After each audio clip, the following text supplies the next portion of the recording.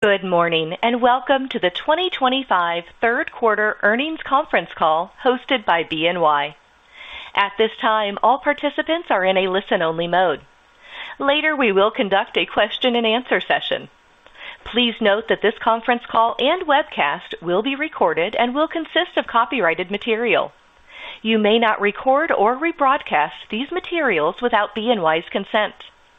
I will now turn the call over to Marius Merz, BNY Head of Investor Relations. Please go ahead. Thank you, Operator. Good morning, everyone, and welcome to our third quarter earnings call. I'm here with Robin Vince, our Chief Executive Officer, and Dermot McDonogh, our Chief Financial Officer. As always, we will reference the quarterly update presentation, which can be found on the Investor Relations page of our website at bny.com. And I'll note that our remarks will contain forward-looking statements and non-GAAP measures. Actual results may differ materially from those projected in the forward-looking statements. Information about these statements and non-GAAP measures is available in the earnings press release, financial supplement, and quarterly update presentation, all of which can be found on the Investor Relations page of our website. Forward-looking statements made on this call speak only as of today, October 16, 2025, and will not be updated. With that, I will turn it over to Robin. Thanks, Marius. Good morning, everyone, and thank you for joining us. Let me start with a few highlights before Dermot takes you through our financials for the quarter in greater detail. As summarized on page 2 of our quarterly update presentation, BNY reported another quarter of strong results. Record revenue of $5.1 billion was up 9% year over year. We saw broad-based strength, including double-digit revenue growth across the platforms that make up our security services and market and wealth services segments, and we drove approximately 500 basis points of positive operating leverage. Our pre-tax margin improved to 36%, and we generated a return on tangible common equity of 26%. Taken together, we reported earnings per share of $1.88, up 25% year over year. The third quarter presented a largely constructive operating environment. Despite a cooling labor market and inflation lingering above the Federal Reserve's 2% target, the U.S. economy remained resilient. Equity markets continued to climb, credit spreads remained tight, and the Fed ultimately resumed rate cuts. Across our platforms, we saw solid growth in client balances as well as robust trading, clearing, and settlement activity. While the finalization of U.S. tax legislation and the prospect of deregulation are positives for the economic outlook, uncertainty and multiple tail risks remain. Geopolitical conditions, trade policies, fiscal deficits around the world, and the sustainability of enthusiastic markets, to name a few. Against this backdrop, we continued to execute on our mission of reimagining BNY.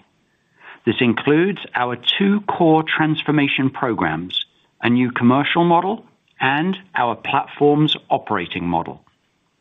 Both are continuing to show results, and both have a lot of runway ahead. We recently reached the 1-year anniversary of the new commercial model. Year 1 was about bringing the company together, aligning our teams, and proving that when we show up as one BNY, we can win. Now we are raising the bar. The next phase of our commercial model is about embedding the habits of operating as one BNY into our daily rhythms and shifting from just connecting the dots to also delivering integrated solutions with pace and scale. We were pleased to announce several wins in the third quarter that demonstrate how BNY is powering growth for our clients, both long-standing and new. Franklin Templeton, a client for nearly 3 decades, expanded its relationship with BNY to provide a full suite of asset servicing and FX capabilities for its U.S.-listed ETF products, tapping our market-leading platform to support one of its fastest-growing businesses. And TIAA, who has had a 20-year relationship with BNY Pershing, yesterday announced that they have selected our Wove platform as the unified wealth solution across TIAA Wealth Management's broker-dealer, investment advisor, and bank custody businesses. Our early commitment to the digital asset space, paired with the principles of safety, scalability, and innovation that have defined BNY for centuries, now positions us to support the growing institutional adoption of digital asset products. In just one example from this past quarter, Open Eden, a leading platform for the tokenization of real-world assets headquartered in Singapore, appointed BNY as investment manager and primary custodian for the underlying assets of its flagship tokenized U.S. Treasury bills fund. As global capital markets move toward an always-on operating model, blockchain technology and digital asset adoption are becoming important enablers. In a meaningful step toward enhancing the utility of money market fund shares, we announced a collaborative initiative with Goldman Sachs to maintain, on blockchain technology, a mirror record of customers' ownership of select money market funds, live and available through our Liquidity Direct platform. This includes a new token-enabled share class of our own BNY Investments Dreyfus Treasury Securities Cash Management Fund. We are encouraged by developments in the U.S. regulatory landscape that will further enable tokenized products and allow us to support clients as they consider moving to a more on-chain financial world. All of this product innovation, combined with our commercial model 2.0, is allowing us to be more for our clients and drive higher and more sustainable organic growth in the years to come.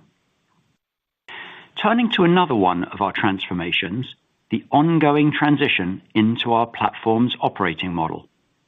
More than 70% of employees are now working in the model, and we expect to complete the remaining transition over the course of the next year. It is still early days, but we continue to gather meaningful proof points of benefits. For example, faster client onboarding, more automated delivery of complex NAVs, and more modern billing processes. Our progress in the model is creating real capacity to invest in growth, to innovate for clients, and to power our culture. Our experience has been that it takes 12 to 18 months after the initial activation of a platform for teams to start realizing the full benefits of this new way of working. That means that while we will be entirely operational in the new model by the fall of next year, we don't expect to see the full benefits of these new operating rhythms until early 2028. As we continue making steady progress on both of our two transformations, as well as the broader reimagining of our company, we are always focused on what's next. A prime example of this is how we are embracing the power and benefits of AI. This past quarter, we announced a collaboration with Carnegie Mellon University in Pittsburgh to create the BNY AI Lab at CMU. By bringing together CMU's academic leadership and BNY's market expertise, we will advance AI research, responsible governance, and deployment. At BNY, AI is for everyone, everywhere, and for everything. The investments we've made have been focused on creating the technology foundation to go faster, but adoption and success are ultimately driven by culture.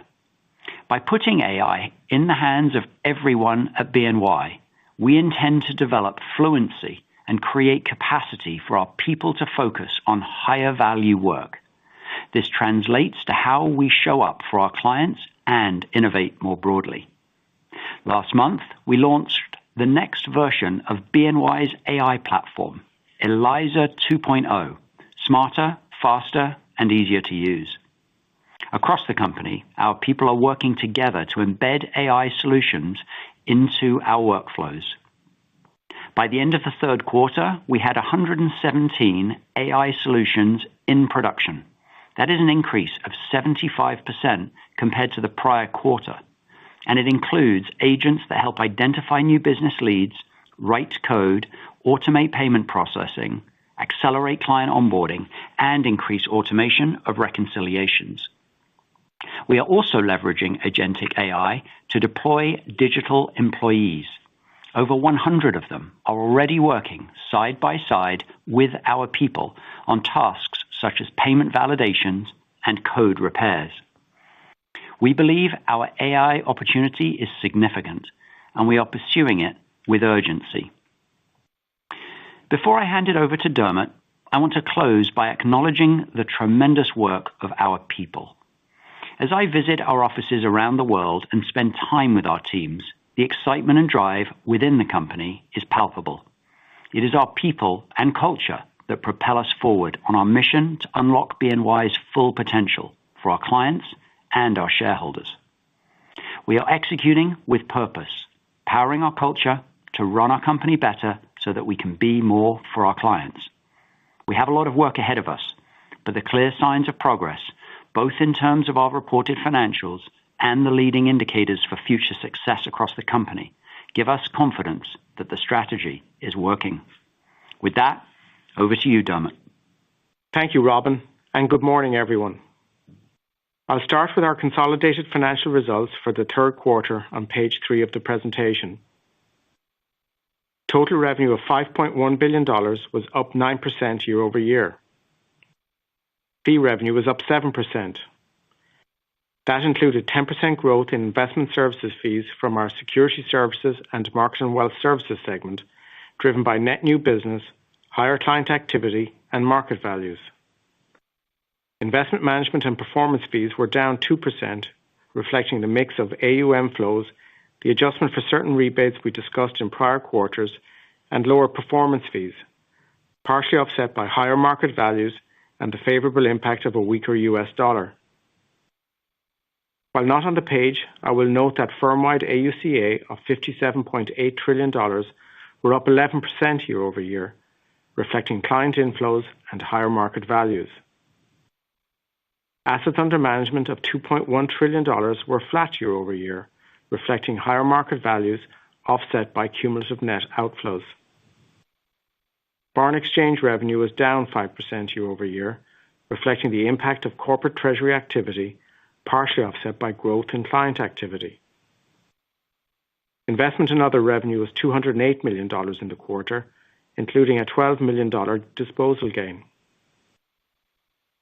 Net interest income of $1.2 billion was up 18% year over year, driven by continued reinvestment of maturing investment securities at higher yields, as well as balance sheet growth, partially offset by changes in deposit mix. Provision for credit losses was a benefit of $7 million in the quarter, primarily driven by changes in the macroeconomic forecast, partially offset by higher reserves related to commercial real estate exposure. Expenses of $3.2 billion were up 4% year over year, both on a reported and an adjusted basis.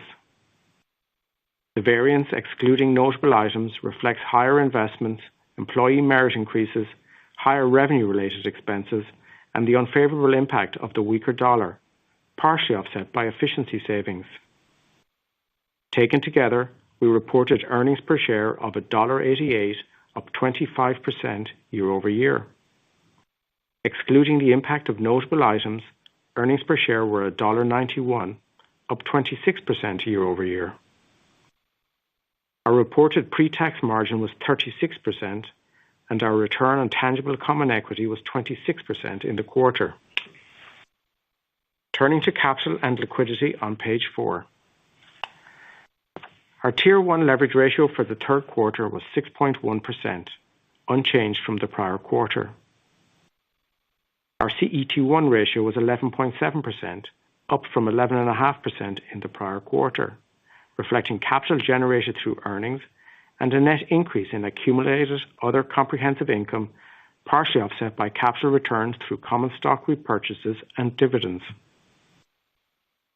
Risk-weighted assets were up 1% sequentially. Over the course of the third quarter, we returned approximately $1.2 billion of capital to our common shareholders, resulting in a 92% total payout ratio year to date.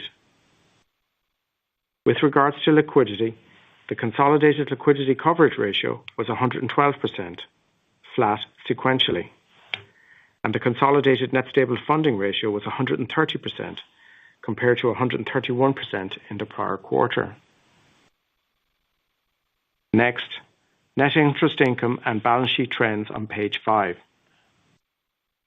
Net interest income of $1.2 billion was up 18% year-over-year and up 3% quarter-over-quarter. Sequentially, net interest income increased due to reinvestment of maturing securities at higher yields, partially offset by changes in deposit mix. Average deposit balances were flat sequentially, as the typical seasonal decline over the summer was offset by idiosyncratic client balances related to CLO activity and M&A escrows. Non-interest-bearing deposits grew by 3%, and interest-bearing deposits were down by 1% quarter-over-quarter. Accordingly, average interest-earning assets were also flat sequentially. Cash and reverse repo balances decreased by 2%, loans increased by 2%, and investment securities balances increased by 1% quarter-over-quarter. Turning to our business segments, starting on page 6. Securities Services reported total revenue of $2.5 billion, up 11% year-over-year. Total investment services fees were also up 11% year-over-year. In asset servicing, investment services fees increased by 12%, representing strong year-over-year growth driven by higher client activity and market values. As we support our clients in building their businesses on the strength of our platforms, we are also benefiting from secular growth in attractive markets. In the third quarter, our ETF AUCA outperformed market growth and increased by 35% year-over-year, driven by higher market values, client inflows, and net new business. And alternatives AUCA grew by 12% year-over-year, with particular strength in our private markets segment. It is also worth highlighting that almost half of all asset servicing wins in the quarter represented multi-line of business solutions, underscoring the growing effectiveness of our One BNY strategy and the enablement through our new commercial model. In issuer services, investment services fees were up 10%, primarily driven by strong client activity in depository receipts.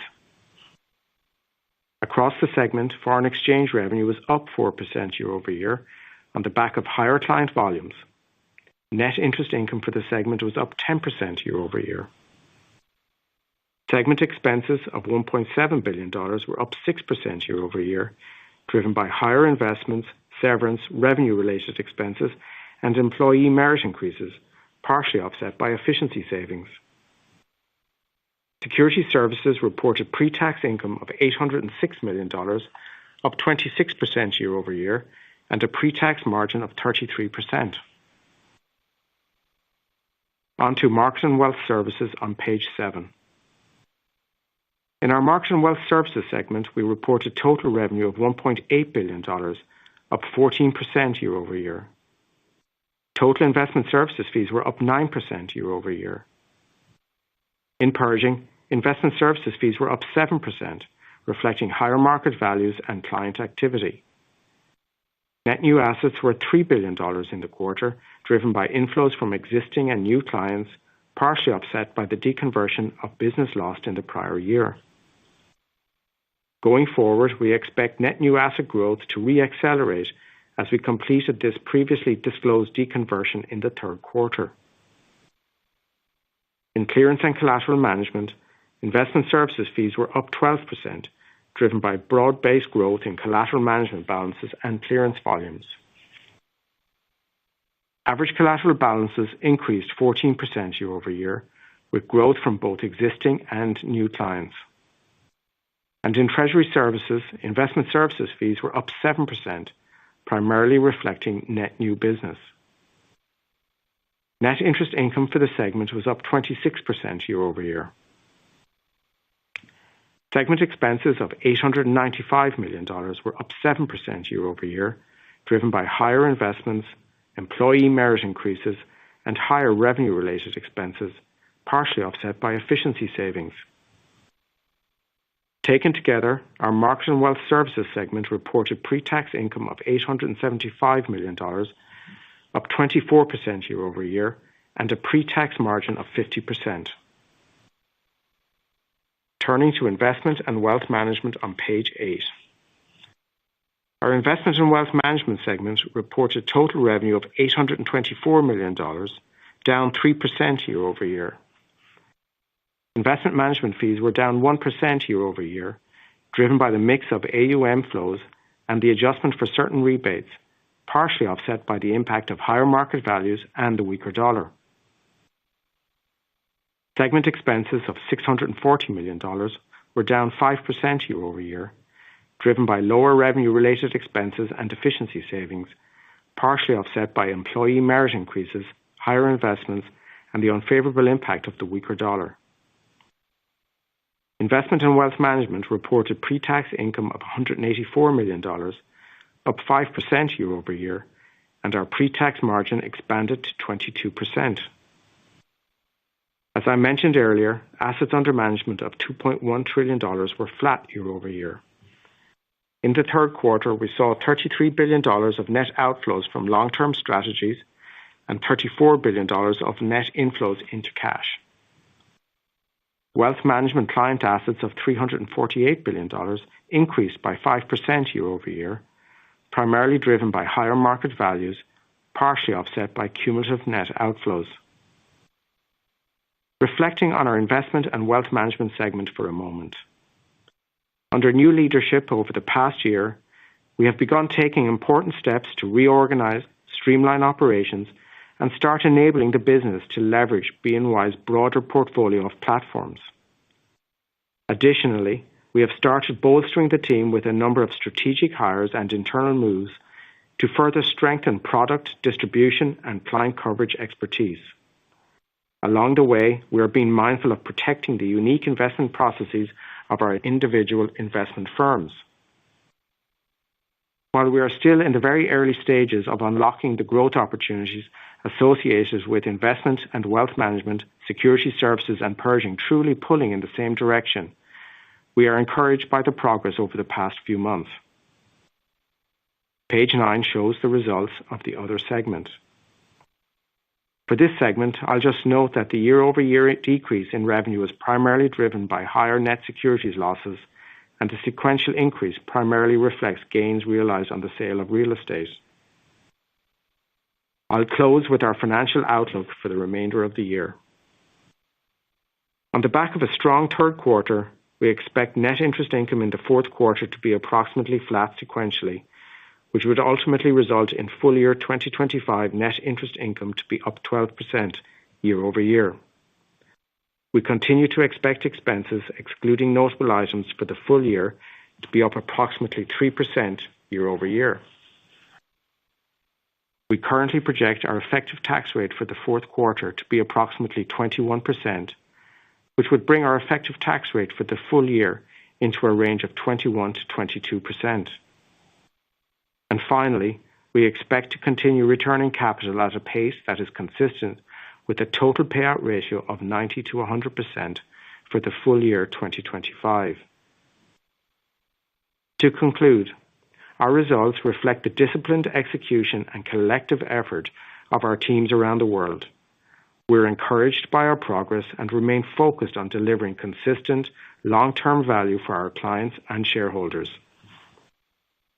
With that, operator, can you please open the line? If you would like to ask a question, please press star 1 on your telephone keypad. As a reminder, we ask that you please limit yourself to one question and one related follow-up question. We'll take our first question from Mike Mayo with Wells Fargo Securities. Hi. My question is, how much of this growth year over year would you attribute to actions that you've taken versus just a generally good market backdrop? And I recognize that you have one BNY, which is now the new commercial model. Recognize that your platform operating model, you said it's 70% done. and also recognize that you have ELIZA 1.0. So you have a lot of initiatives taking place. So I'm sure you can claim some credit, but probably not all credit. And there's probably going to be a quarter at some point where markets tank and things don't look as good. So how much is due to what you're doing and how much is due to the market? Hey, Mike. Good morning. It's Dermot here. So, if you let's reflect on the past several quarters, and in both Robin and I's prepared remarks, the intersection of the commercial model and the platform operating model, I really kind of positioned the company in a much better way than previously to take advantage of the market opportunities when the markets are constructive, and they have been constructive for the last few quarters. And now we're in a position to be able to take advantage of that. So I think that's important point number one. That hasn't always previously been the case when markets have been constructive, and BNY have been able to take advantage of that. And the second thing I would say, with the 1-year anniversary of the commercial model and a multi-year phased approach to the platform operating model, we're now being able to stitch together solutions for our clients and do that cross-selling thing that we've talked about in prior quarters, but now you can see it in execution. And in the prepared remarks, we talked about the wins in asset servicing this quarter, that nearly half of them were we were in a position to be able to sell multi-line of business solutions to the existing clients of asset servicing. So when you take a step back and look at that 7% fee growth, it's a mixture of organic growth, higher market levels, and then FX. So it's all of the above, and the proportion of each one is pretty balanced, I would say. So we're very pleased about how we're being able to drive organic growth for the company, particularly this year. Mike, I'm going to just add a couple of quick things on top of that, because we talked about 9 months ago about this concept of beta and mega trends, and the fact that you're right, the backdrop of the market has been very constructive. But what we've done is we've gradually repositioned and evolved the company to be able to take more advantage of that backdrop. And Dermot mentioned that, but it really is worth a quick click into it, because this diversified set of platforms and the way in which we've been emphasizing the growth in some of them is important. Remember, our businesses collectively fire on different cylinders. So equity markets up, good for some businesses. Fixed income markets up, good for different businesses.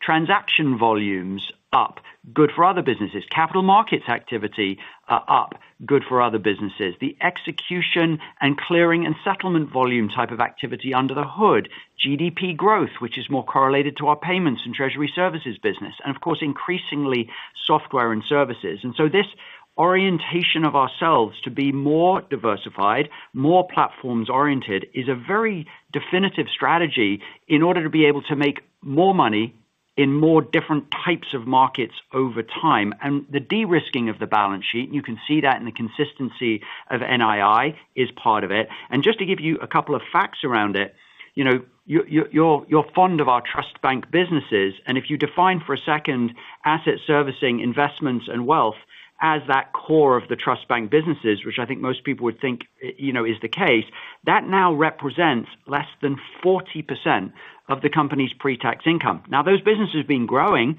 and we love them, but the non-trust bank, more platform-like businesses, corporate trust, depository receipts, treasury services, clearing, collateral management, Pershing, pretty long list, they now represent about 2/3 of the pre-tax income of the company, and that's up from 3 years ago when it was only 55%. So everything's growing. The trust businesses are growing. The non-trust businesses are growing faster. They have higher margin, and we're positioning ourselves for more different types of environments with a more diversified platform. All right. Thank you. We'll move to our next question from Glenn Schorr with Evercore ISI. Your line is now open. Hi, thanks. Thanks a lot. So great question on NII and the repositioning you talked about. So 18% this quarter. You told us next quarter will be up 12 year on year. We've had a couple of rate cuts, a couple more coming forward. Can you expand a little bit more about de-risking of the balance sheet and how you've changed your approach towards interest rate risk management as we head into this potentially lower lower rate backdrop? Thank you. Morning, Glenn. Thanks for the question. So I would say, and look, I said this to Robin earlier in the week when we were preparing for this call, when I was going through it with what we now kind of fondly call the tripod within the firm, which is Lyda, who runs our deposit platform, Tiffany, who's our treasurer, and Jason, who's our CIO.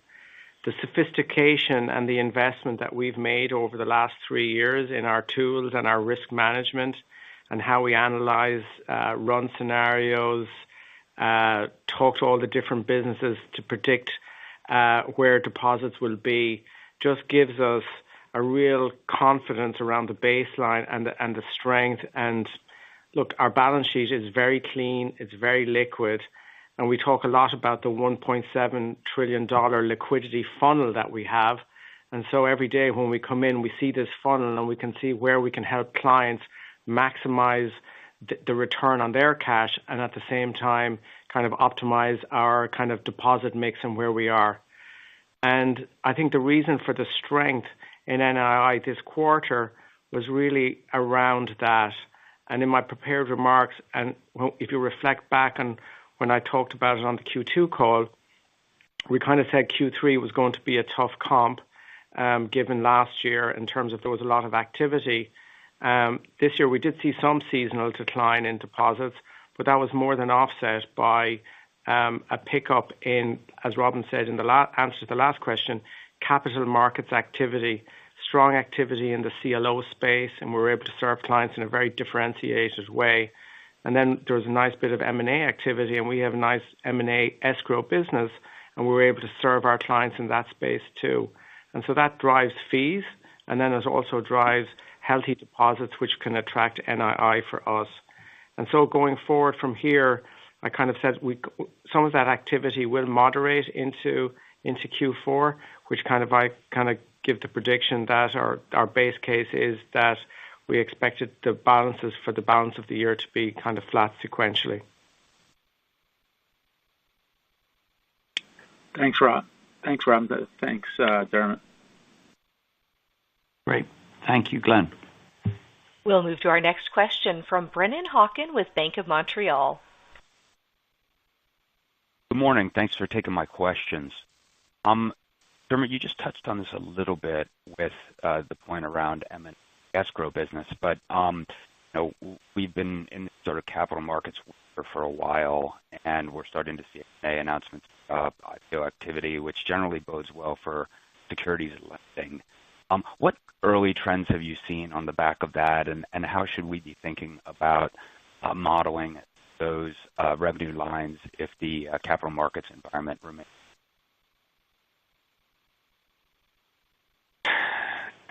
So you broke up a little bit, Brennan, on the question. So could you just repeat it again? So the capital markets activity as it relates to which aspect of our business? Sorry.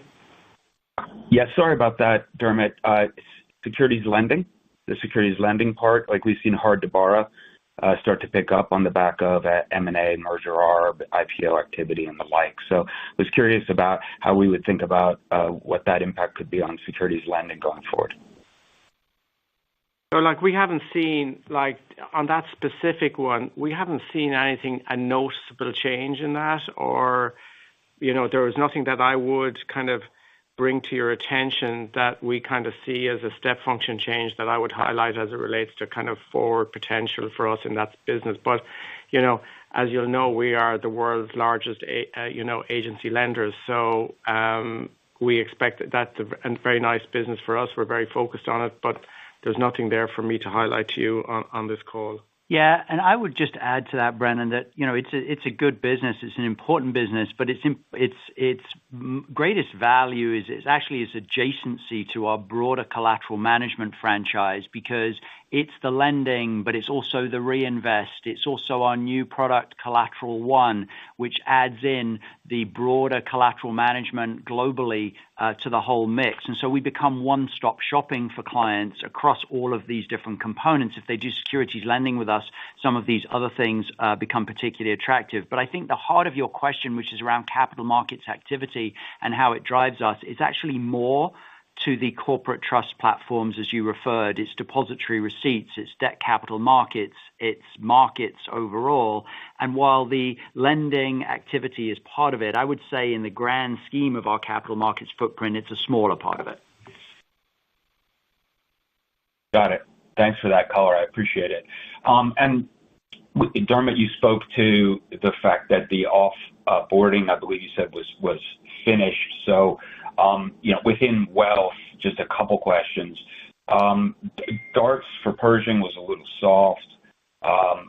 Was that? It looked a little bit more pronounced than typical summer slowdown. So maybe if there was any color around that. And then you also landed a nice Wove win recently with the TIAA wealth management business. I'm certainly familiar with TIAA's asset management business, but could you help us understand the size of the wealth business and what we could expect from that? So look, on Wove, we've signed over 50 clients onto the platform now. We're very pleased and proud of the TIAA announcement. It's been a lot of discussion with that very important client, as Robin said. They've been with us for a long time, and we're happy to be able to serve them in a new and differentiated way. And I think when you take a step back and look at Pershing overall as a business, this over the last 12 months we've had this deconversion. Over the prior 12 months we had the First Republic conversion. So as a general matter, there's been kind of noise flowing through the results, and sometimes we don't see the underlying performance of the business because of the deconversions. But I would say overall, this year Pershing has performed well for us. Q2 had high levels of activity, and I would say the DARTs were high because of all the activity that we saw in terms of client behavior around Liberation Day, and then Q3 kind of being a seasonally quieter business. And look, when we take a step back and we think about Pershing, and it's a $3 trillion AUM business within the wealth tech sector space, and you see new entrants into it, and we like competition, and the fact that new entrants are coming in kind of allows us to show what we have to offer clients. So, we're excited about the business. We're excited about the growth potential, and we're now with the deconversion behind us, we expect growth in net new assets to re-accelerate for the balance of the year. Excellent. Thank you for taking my questions. We'll take our next question from David Smith with Truist Securities. Hey, good morning. You mentioned some potential turbulence and headwinds to the money market ecosystem coming up right now with the rise of stable coins on the one hand, coming amidst the backdrop of falling rates. Do you think either of these could put pressure on fee rates? Because this is an area of the fund space that's seen less pressure than equities and fixed income over the last decade or two. David, I would not describe what's been happening as turbulence. I would regard it as, frankly, as opportunity. You're right. The money market funds have reached record levels, essentially rounding to $8 trillion, making new highs pretty much each quarter.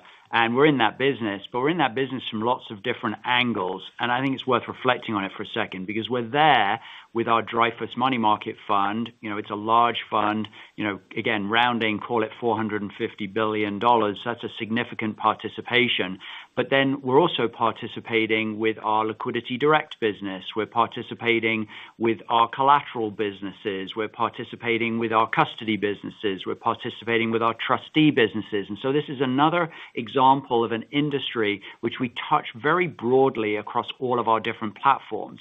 Now there's an evolution, and we're talking about on-chain capabilities for money market funds. I don't view that as a turbulence for them. I view that as a technological evolution. And the question is, do we have platforms that can serve that technological evolution? The answer is yes, because of our investment in digital assets. And so our ability to help manage that transition from traditional money market funds to a more digital asset money market fund is something that we've clearly set out that we can do. And that's not dissimilar to the mutual funds to ETF to separate accounts evolution of market structure.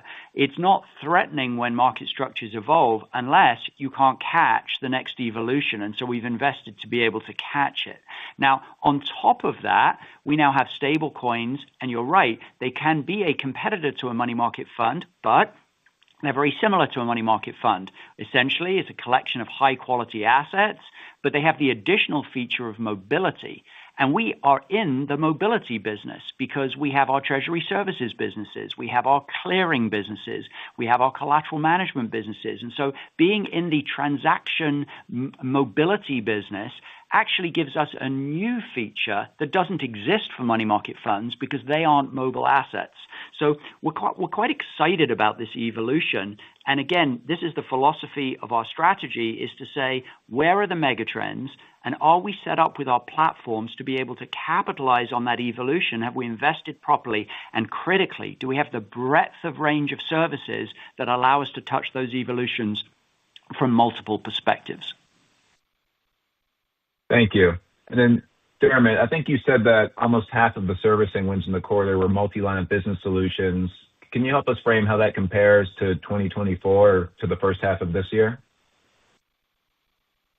So I don't have a crisp number for it because over time we're kind of, as with the commercial model being a year old, we're building out the telemetry to be able to track that more and more.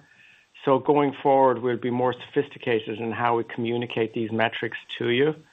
But so we started to track it this year, and we didn't go back last year or the year before and track it back then because it's a lot of manual work to do going back in time. But the trend is there, and we just see the cross-selling.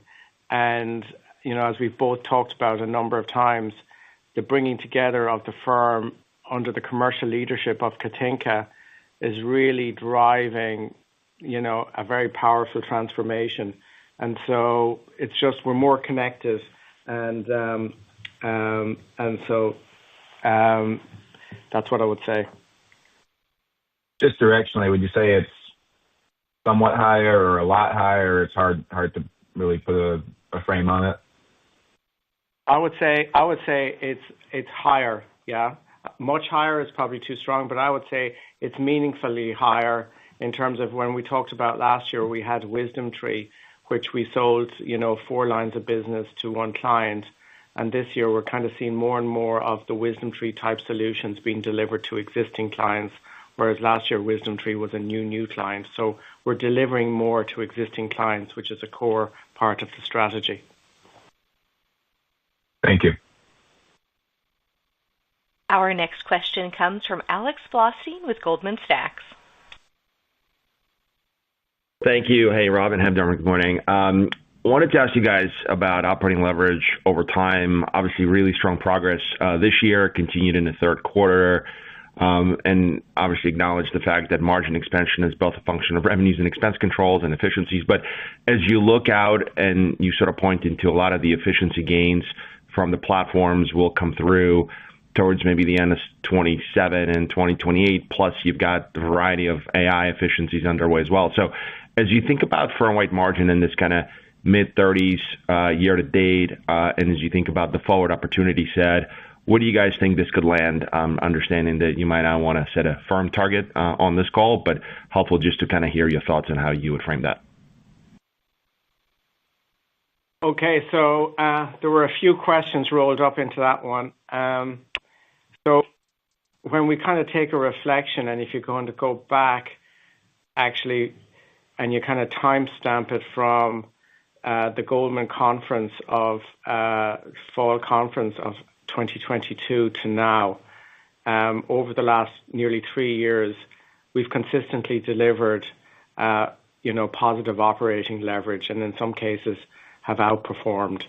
I think this is our fifth or sixth quarter of consistent positive operating leverage that we've delivered.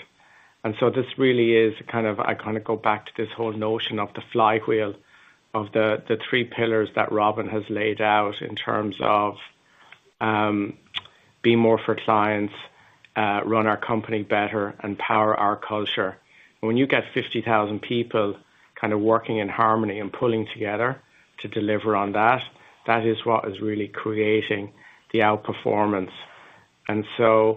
We're very pleased, and each quarter is just another sign of steady execution. It is a flywheel of momentum that's powered by culture. If you kind of take, we studied all the peer group over the last 15 years, and we kind of said, what's been the average positive operating leverage of the firms, and said like best in class was 150 basis points of positive operating leverage. Over the last 3 years, we've kind of consistently beaten that. But internally, we feel like in somewhat we're still in early innings. And when Robin wrote his first shareholder letter, he was taking the decade-long view of what our strategy was going to be. So if you take the decade view, we're 3 years into that. So you would say relatively early innings in all the things that we're doing. And when you take the two transformation projects that we've both double-clicked on, commercial model and platform operating model, we really haven't talked about what we want to do in the product and innovation space. And we've recently hired Carolyn Weinberg to kind of stand up and lead that business. So we expect Carolyn to have the same success as Katinka's had over the last couple of years. And we really haven't factored in the opportunities both in growth and in efficiency that AI is going to bring to the firm over time.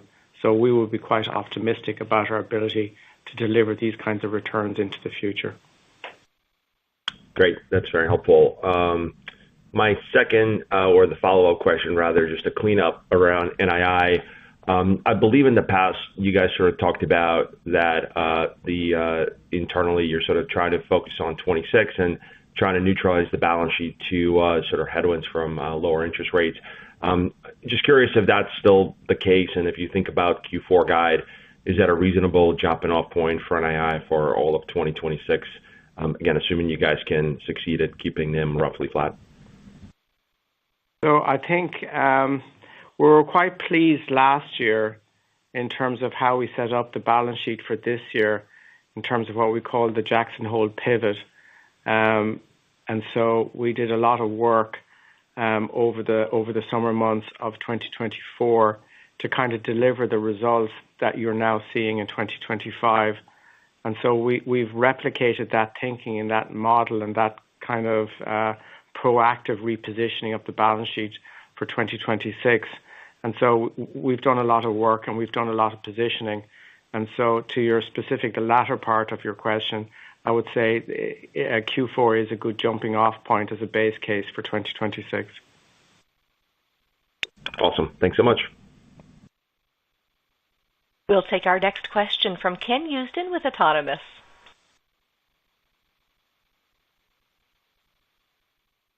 Hey guys, how you doing?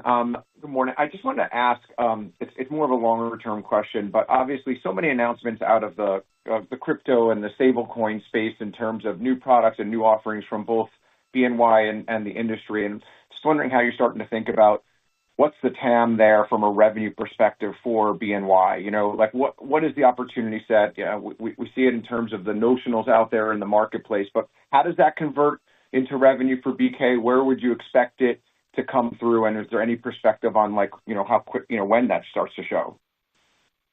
Sure, Ken. Look, we're playing the long game on digital assets. We started this journey really about 3 years ago, seeing it as a potentially interesting technology. Clearly, it had some very excited fans right at that stage, but it's built and become, I think, a bit more mainstream accepted as a technology. We saw the promise of the technology. Look, we've been in the technology evolution business for a long time. We still have some of our ledgers, which were quill and ink back in the day. Then it was printing, and then it was computers. And now we see this as a promise for certain types of assets and certain types of transactions as being a new way of being able to record, improving the mobility of assets, improving the efficiency of recording transactions, et cetera, et cetera. So we see that promise of that technology, and we've invested accordingly. And it's quite broad because, yes, it's stable coins, but yes, it's digital asset custody. We can custody. We're the first US GSIB to be able to natively custody Bitcoin and other digital assets. And then it's also this whole mobility conversation that we've talked about, which we think is quite exciting. And so it is more than stable coins, but we are a big supporter of the stablecoin ecosystem. And interestingly, having really lent into this ecosystem earlier on, we became a real go-to partner for many of these firms for our traditional services because they were like, hey, BNY, you get it.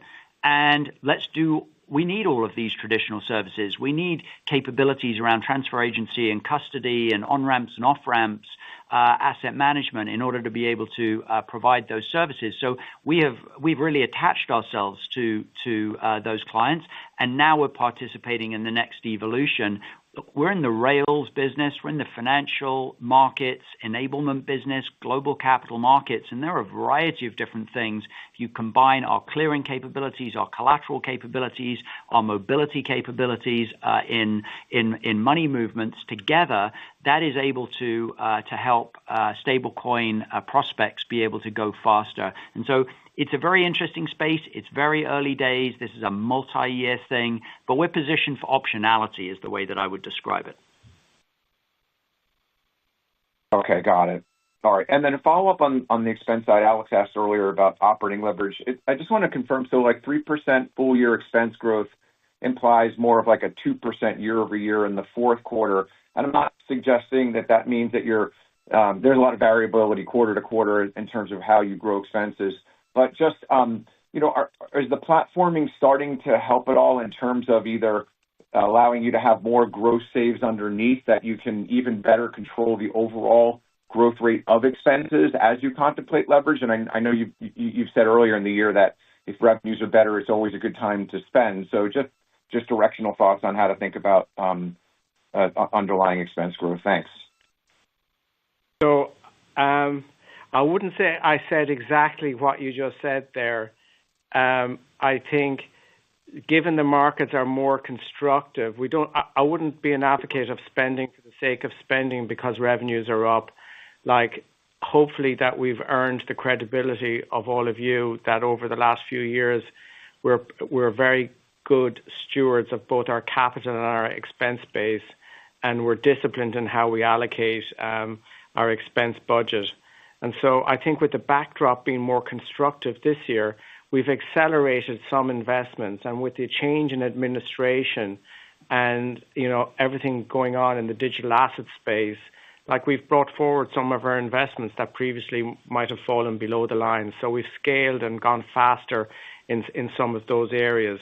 But importantly, what I would say is, this year we went into the year thinking that we were going to generate about $500 million of efficiency throughout the firm in terms of running the company better. And we've redeployed that $500 million into growth investments. And we just had our board here this week, and they were kind of always asking the question, are we investing enough? With the market where it is today, should we be doing more? So as we go into the kind of planning season for 26 and beyond, we're taking a very broad-based look on how we can drive positive operating leverage into the future, which is our North Star, and generate savings while at the same time deploying. But specifically on your question of, we feel good about the guide of 3%, which in the context of the last 3 years, just kind of 22 was up 8%, 23 was 2.7%. Last year was roughly flat, and this year we guided at the start 1% to 2%, and now with the backdrop of revenue-related expenses and a couple of other initiatives that we've embarked upon, we revised our guide up middle of year to around 3%, and we feel very good about where that is. And overall, I think given where we are in inflation, et cetera, and the CapEx associated with AI, we feel very good about what we've managed to accomplish this year. Thanks, Dermot. We'll move to our next question from Ebrahim Poonawala with Bank of America. Good morning. I just had a couple of follow-up questions, Robin. I think going back to the digital assets piece, appreciating still early days, but would you say if the move towards on-chain tokenization picks up, is it disruptive from revenue margins for BK, accretive, or just a client retention tool where you are more likely to retain the clients who want to move? I'm just wondering, in that spectrum, is it a bigger risk factor, or is there a tangible revenue opportunity tied to this? Oh, there's certainly tangible revenue opportunity. And of course, like any market structure change or new technology that comes along, there's disruption risk if you stick your head in the sand and do nothing about it and sort of wish it to be away or ignore it. And I think that's true and has been true over generations of changes in financial markets. And so we view this as a change in circumstance for certain types of assets and for certain types of activity. It's probably more suited for some things than others. Remember, take something like loans as an example. Loans are pretty clunky. We're a big loan administrator. We provide huge solutions to CLOs and to other market participants for the loans business. If you just look at it as part of our $15 trillion worth of corporate trustee, but they're a pretty clunky instrument to actually manage in the post-trade space. They're quite bespoke, customized. There's a lot of servicing associated with them. And so to be able to see digital assets, tokenization come along, we actually see opportunities for greater efficiency in markets like that. Now, it's going to be hard, not impossible, but it's going to be hard in a traditional equity, traditional clean, government bond to be able to create a whole lot more efficiency. That's probably where digital assets create more mobility, 24/7 types of liquidity. So it's either going to make markets more efficient, which we kind of like because we're such a scale player, or it can open up new opportunities to be able to trade certain assets 24/7, to be able to convert from collateral into individual securities, into individual cash, all over the course of seconds in the middle of the night. That's pretty exciting. And that mobility, increased mobilization, because we are in the transaction business as well, not just in the storage business, we see opportunities to benefit from that. So look, we're eyes wide open on this. There could be places in our business where margins can be pressured on the revenue side by certain things, but then there are also opportunities on the revenue side. And we think on the efficiency side, there's plenty to participate. But this is about culture. It's about attitude. It's about investing. We've hired our first product and innovation, chief product and innovation officer in the form of Carolyn Weinberg. She's a deep expert in the space in digital assets. She's done significant things in this space for other companies in her past. And so now she's here and she's innovating for us. So, I would say net, pretty excited about it, but also eyes wide open about the fact that with change, you've got to get it right. Got it. That's helpful. And I guess just a separate question, very narrowly on how you're thinking about share buybacks. It's an asset-light model. Do you care about the dilution buybacks have on book value at these levels, or is any of sort of, when we think about just from a valuation perspective, is that influencing your appetite for buying back stock, or is it still relatively unchanged today versus a year ago? So I would say broadly the latter, relatively unchanged compared to a year ago. We started out the year guiding plus or minus 100%. Look, this hasn't been the year I think that most market participants thought it would be in January, and we tend to run on the conservative side of things. So you see it at 92%, and that's really born out of more of a conservative bias to running at the higher end of our tier one leverage ratio, given the market turbulence, the geopolitics, et cetera. But we kind of, and I think I said in my prepared remarks that we will be in the 90 to 100% for the full year. And just as a broader matter, you pointed it out, Ibrahim, we're a capital light business model. And if we don't see opportunities to deploy in excess of our cost of capital, we will return it to shareholders as they would expect. Look, Ibrahim, when we look at our business, and we've talked about this all across the call in our prepared remarks in the Q&A, we're excited about the journey that we're on. Yes, we're a year into the commercial model. Yes, we're a year away from finishing just the implementation of the platform's operating model, but 12 to 18 months after that is when we'd expect to be having the run rate benefits of that. We're right at the beginning of the AI journey, but we see a lot of runway. So for us, we sit here internally and we're pleased, of course, with the progress of the company. We're pleased with the stock price.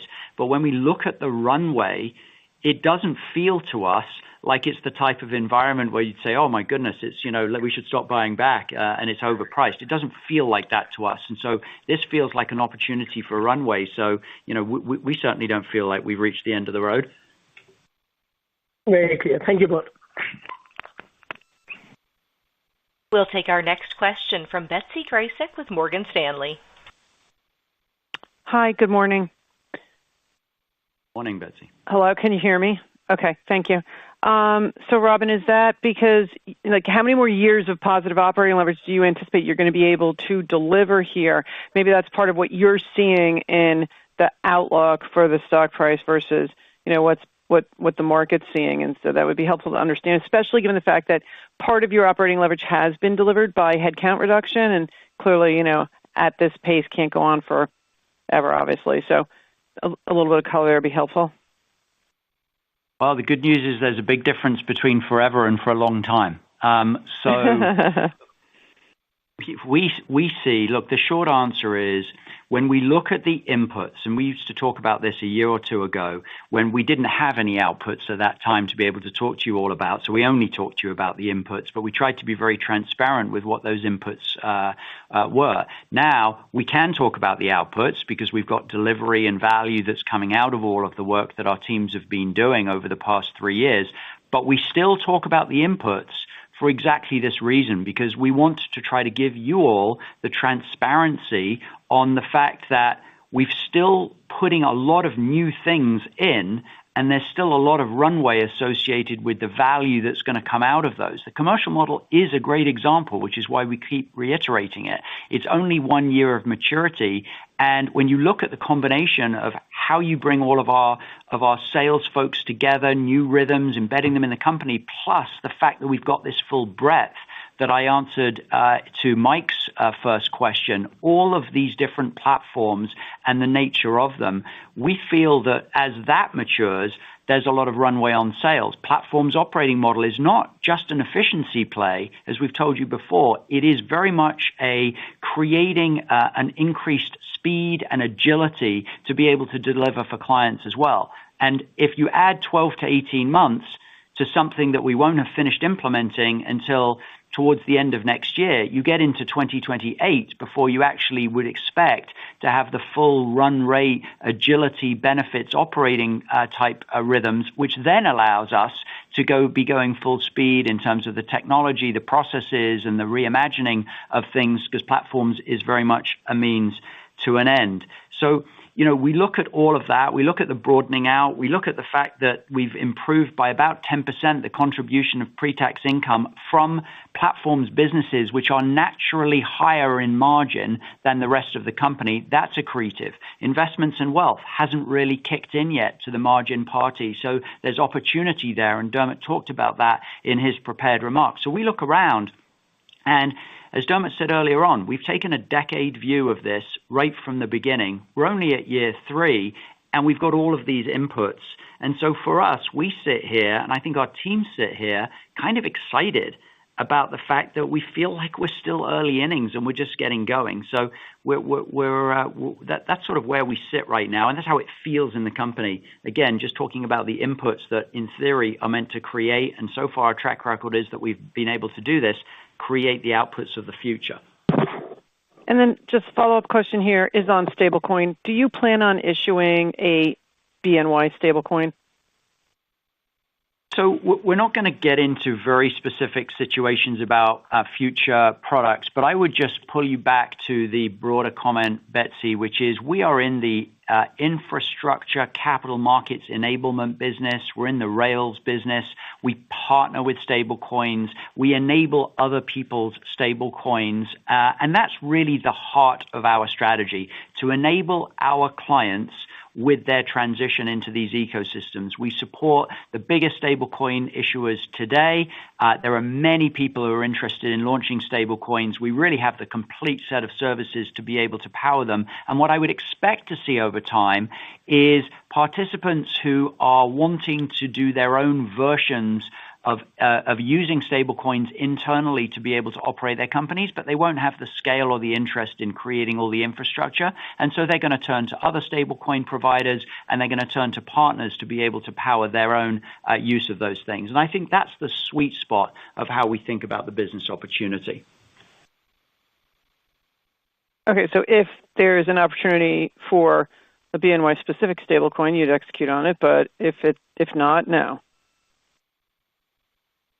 It is, for us, it's about enabling the stablecoin ecosystem. And the way in which I think we're going to be able to best do that is provide the capabilities for stablecoins to be able to thrive and help other people be able to make their stablecoins thrive. Now, there may be a lot of things that we have to build right up to the point of, is it a BK stablecoin?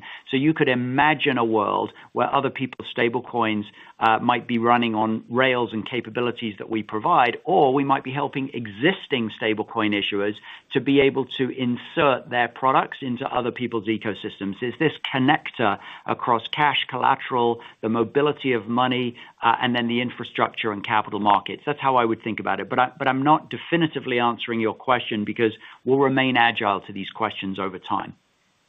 Thank you.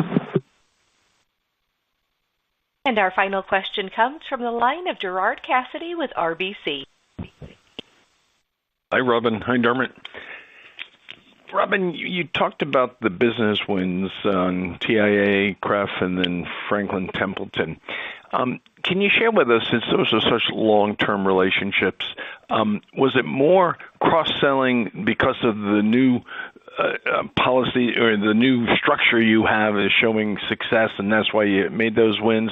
Or was it new products that they've created and they came to you to help, offer those products to their customers with you as a partner? I think one of the things, I don't view this as cross-selling, Gerard. What I view it as is, for a long time, BNY's had a series of perfectly good products, and they've operated in a very separate and we would say siloed way, where they were delivering in a very vertical way, single product to a client, and that was how the client knew us. But we recognized very early on in our journey that delivering more of the things that we already do to the clients that we already have was going to be a huge opportunity. Now, that's a big lift because it required the clients to better understand who we were and to understand what we had. Many of our own salespeople did not understand what we had. And so the whole retooling that's come along with the commercial model to be able to equip our sales teams and therefore our clients with knowledge about our company so that they can actually dip in to our businesses and be able to use more of the things that we have, that's a big opportunity. Now, the second opportunity, which is very related to that, is that it so happens that the many things that we have are quite related to each other. So if you're a clearing client, you might well be interested in collateral. If you're a U.S. clearing client, you might well be interested in international clearing. If you do those things with us, you might be interested in some of our other transaction services. You might be interested in treasury services. And so there's a natural adjacency where all of our products and services really are pretty adjacent to each other. So they fit well together. So that's created a depth for those clients who now understand us, because the salespeople have been able to equip them with that knowledge. And then they see all these things we're doing that they look at it and they say, gosh, I should do that with you and that with you, because if I do both of them together, it's going to be good for me. I'm going to get more value. Then you layer on top the product innovation, which is we're making the products better and more capable. The examples that we just talked about with digital assets, but AI is very powerful in this regard as well. And then the constant innovation, launching new products, launching new features, and making the products individually better. And then the secret further sauce is we bond them together. So there are some of our products and services that if you actually do them together, 1 + 1 = 3 in terms of a capability for the client. Then you add on to that the bigger new innovations, things like Wove, but also things like digital assets. Then you recognize that there are more clients in the world, and so we're covering clients. We've talked about this in the context of private markets, new growing client ecosystems. New clients in, there were no stablecoin clients a few years ago, digital asset clients, but now we're earning money from those new industries. And so these are the mega trends, tuning into them, helping to be part of that journey. So collectively, this is the generating the growth. And it's why in answer to earlier questions, there's a linkage between our organic growth and our capturing of these mega trends that are going on in the market that make it so much more interesting than just, is the market up, is the market down? That used to be the way that used to dictate the way that BNY would go. We don't believe that's the case anymore. On what you just said, have you guys created a scorecard with your top 100 or top 200 clients and where you are in that journey of giving them all those different options? And as part of that answer, what percentage of those clients are at an optimal mix where they really are firing on all 8 cylinders? Okay, so you'd expect to hear this from the CEO. None of them are at the optimal mix because all of them can do more with us. But, we have quite a few clients who do several of these different businesses. You mentioned 8. In fact, we were having a conversation at our board with a client. We regularly bring in external perspectives, including client perspectives, to our board. And we had a client who I was sitting next to talking about our businesses and their perception of us. And they actually do 8 products with us, coincidentally. But I'll give you one stat because I think this is a good one, and it kind of goes to the heart of your question. We have a lot more dashboards. We didn't really used to have them. We didn't used to have sales plans and targets and all of that stuff. And that's what I talked about in my prepared remarks about embedding the rhythms of our commercial model into the daily activities of the company, because that's the discipline and the relentless execution to make it all happen as opposed to just wishing it be so. But the number of clients who buy 3 or more of our services is up 40% over the past 2 years. That's probably a pretty good indication of our direction of travel. No, it is. And just last question. Obviously, you guys have plenty of excess capital. Dermot, you talked about the returning 90 to 100% of earnings in buybacks and dividends. I think in 2024, you announced the Archer deal. What about inorganic opportunities? Is there any area within your organization that you'd like to enhance with possibly an acquisition? Thank you. Thanks, Gerard. Look, so it's interesting. We're very open to M&A. We've said it before. We're open-minded to inorganic things if they can accelerate what we're doing, de-risk us in some way, and we recognize it can be a powerful tool in the toolkit for sure. And so we look at opportunities. We've got a team that assesses things constantly. It's a new rhythm for us versus the past. As you know, we did the Archer transaction. That was a good stretching of and exercising of that muscle so that we know we can do it. But we are focused on the discipline here. It would have to have great alignment with our strategic priorities. It would have to have a good cultural fit and, of course, great financial returns, which will make it the bar for it pretty high. But as you've heard really throughout this call, our organic transformation is working, and we're really seeing the results from it, and we still feel that we're in the early innings of that opportunity, and therefore, with that runway, we just feel no pressure whatsoever around M&A. We're open to it. We can be opportunistic, but the momentum we have and the runway that we have to create value near, medium, and long term means that we're in this wonderful position where we are focused with that as our real strategic focus right now.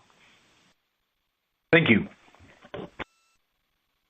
Thank you. And with that does conclude our question and answer session for today. I would now like to hand the call back over to Robin for any additional or closing remarks. Thank you, operator. And thanks, everyone, for your time today. We appreciate your interest in BNY. If you have any follow-up questions, please reach out to Marius and the IR team. Be well. Thank you. This does conclude today's conference and webcast.